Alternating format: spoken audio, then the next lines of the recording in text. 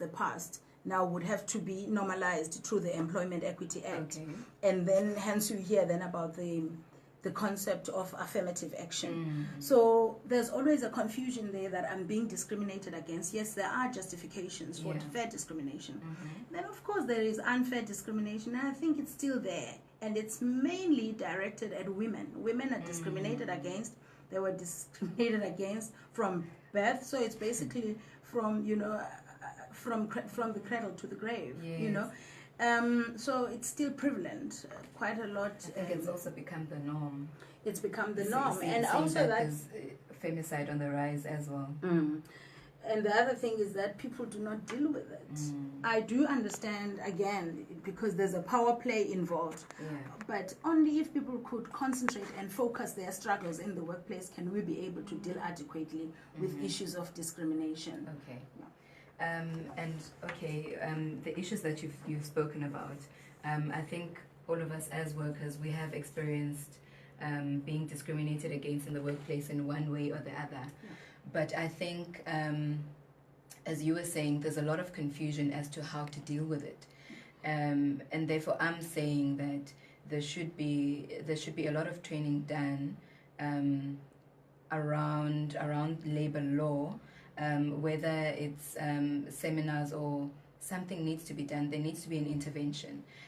What do you think would work? How do we empower people with knowledge to know that when you face a certain challenge, this is how you deal with it, step by step? Because you were also saying some employees don't pitch at the disciplinary hearings because they're advised to not go so that the employer can just prolong the process of the disciplinary hearing, and that also doesn't work in their favor.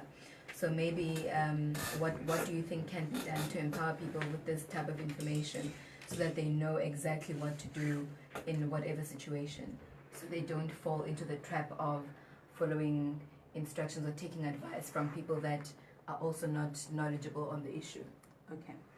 I think first of all, it's very important that for us, especially for businesses, to understand that for our businesses to be sustainable, there is a much bigger obligation on our side to ensure that our employees and their prospective representatives are capacitated.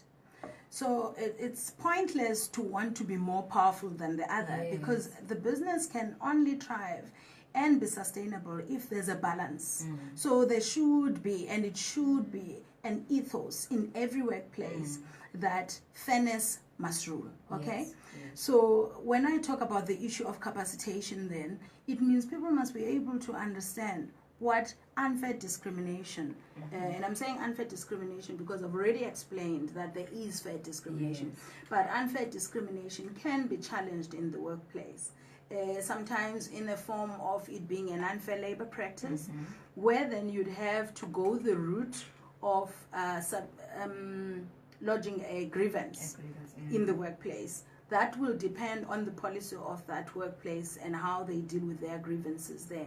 But then the first thing would be to lodge a grievance and follow up all the steps that are there in the grievance policy of that particular employer.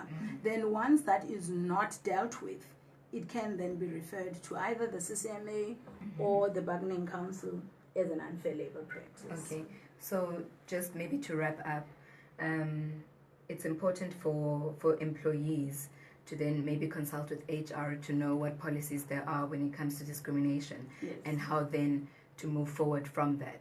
In fact, during induction, employers, if they play their game fairly, should kind of like workshop these policies to their employees. Explain them, because remember, the policies of in any workplace form part of the contract.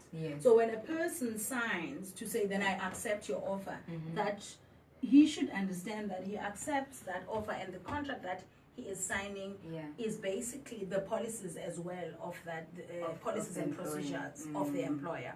So it is important that right from the very beginning, the employer conducts an induction where these policies are discussed with the employee, so that an employee understands what is it that is prohibited in the workplace, but also what is it and how can he deal or she deal with a situation where she feels or he feels he's treated unfairly.